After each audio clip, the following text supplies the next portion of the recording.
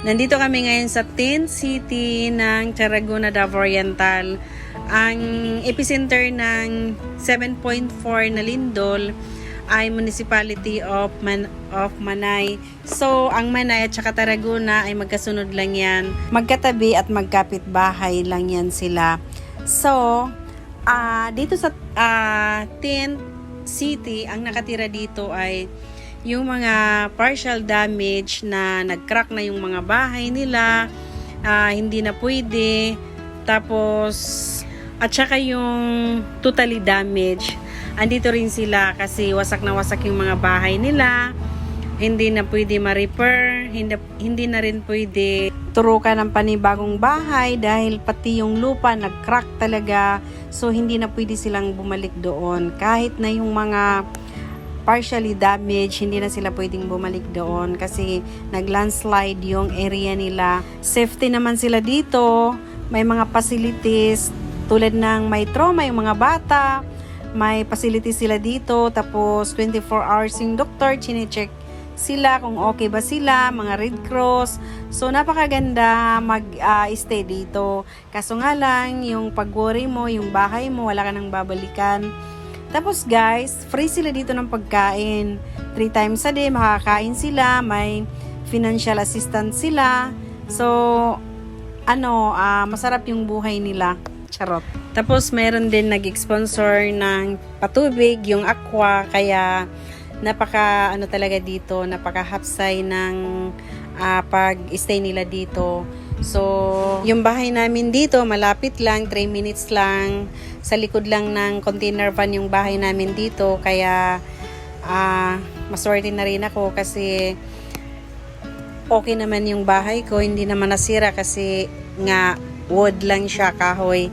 Kaya, napakaganda talaga pala kapag kahoy yung bahay mo kasi time ng lindol, hindi basta-basta na nasisira kasi hindi naman siya mag-crack kasi kahoy nga. Pero kung concrete yung bahay mo, million yung halaga. Kaya kapag ganitong may lindol, talagang magka-crack yan at saka posibleng mawasak. Kaya ayan guys, so masakit lang isipin sa mga kababayan natin na biktima ng lindol na yung bahay nila ay nawasak. So, ganun talaga yung buhay. Minsan, kapag masaya ka, deserve mo. Kapag malungkot ka, deserve mo rin yan. Dahil may plano ang Panginoon para sa'yo. Kaya sa ating naranasan ngayon ay yun ay pagsubok lamang kung hanggang saan tayo. Pero okay lang, ganun talaga yung buhay. Wither lang naman yan. Ang mahal pa naman magpagawa ngayon ng bahay. Yung simento, yung kabilya, napakamahal na. Tsaka yung mga hollow block. So, mas mahal pa yung labor kaysa sa materialis. Kaya, okay lang yan. Ganun talaga yung buhay. Yung masakit lang talaga doon kapag OFW ka. Tapos ganun yung nag-invest ka ng ilang taon para lang sa house and lot. Pero ganun yung nangyari.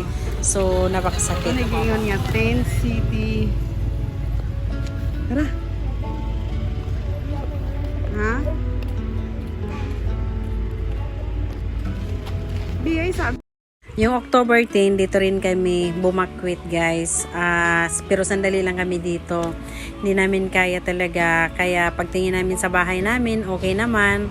So, bumalik kami sa mga bahay namin. Kaya lang, yung iba dito, hindi sila makakauwi ng bahay nila kasi nga wasak na yung iba. So, ang sarap sana mag-feeding dito, magpakain sa mga bata at magpa-games. Sana sa mga nakapanood nito, baka naman mag-sponsor kayo para mapasaya natin yung mga bata. Yung mga bata ngayon dito, walang pasok dahil nga yung mga school nag-crack. So, nag-modular lang sila. Kaya aywan ko sa next week kung mag face to face na sila. Pero nakakatakot talaga kasi yung mga instruktora ng eskwelahan parang nag-crack. So, hindi talaga safety yung mga bata. Pero, titingnan natin kung pwede na. So, baka sa labas lang sila magklase para safety naman yung mga bata. Nya ako. Sige, diretso na lang dito.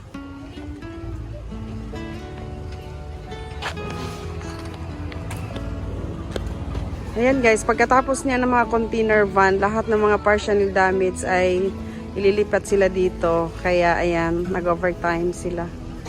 Ang oras ngayon is 5:30. So napakainit yata niyan. Tara, tara. Tingnan natin yung doon sa loob. Nandun na, CR sa Soldani. So isa ka kuan, isa ka room, isa ka pamilya. Kani sila mga totally damaged gyud nga magpuyo. Pwede mo tan-aw. Dako man day no. Dili klaro.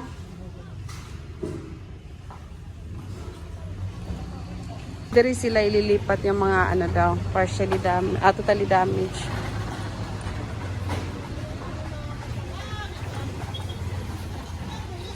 Ito sila may Red Cross. Laging nakaantabay sa kanila. So, ayan, napakadami ng mga tent dito. Tara, tindog.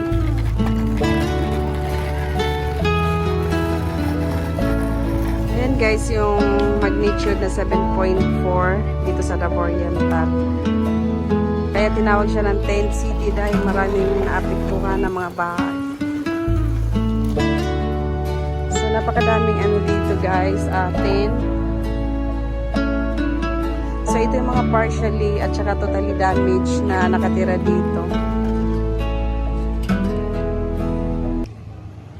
Ayan guys, so hindi tayo pwede mag-interview sa kanila dahil nga wala pa tayong kakayahan para maibigay sa kanila, pero marami namang tumulong dito sa kanila. Free sila ng almusal at saka lunch, dinner. So libre lahat sila. Tubig, may refilling station sila doon.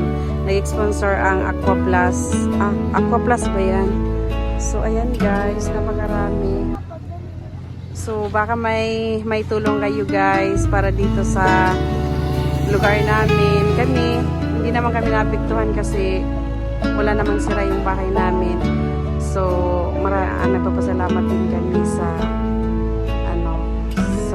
mayor ng Tarragona dahil hindi pinabayaan yung mga residente dito sa Tarragona. Ayan guys.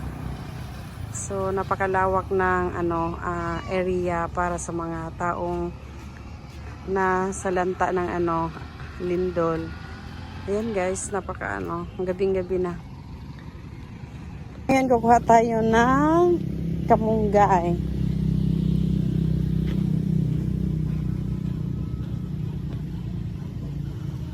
Ito yung refilling station, Aqua free.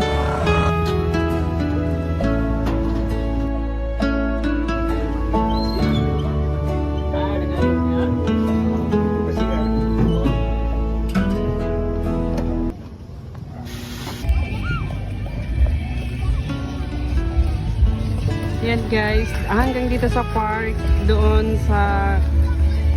hanggang dito sa park, marami pa ring mga tent na nakalagay dahil marami din itong mga pamilya na nasalanta ng lindol. So ayan. Tsaka dito rin sa likod ko marami din.